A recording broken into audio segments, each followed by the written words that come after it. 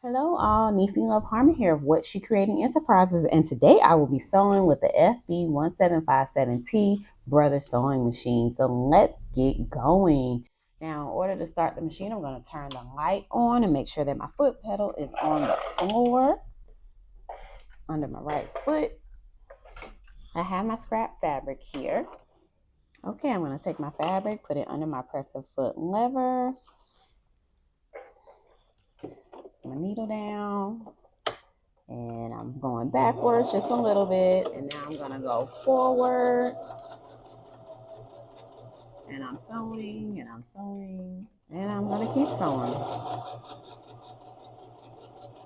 All right, so I'm using it, and I'm great. I'm going to do a back stitch at the end and take it out,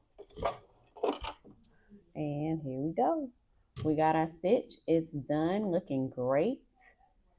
And I'm sewing with the Brother FB1757T Sewing Machine. So thank you for watching this tutorial. Don't forget to subscribe and like our videos. Give us video ideas.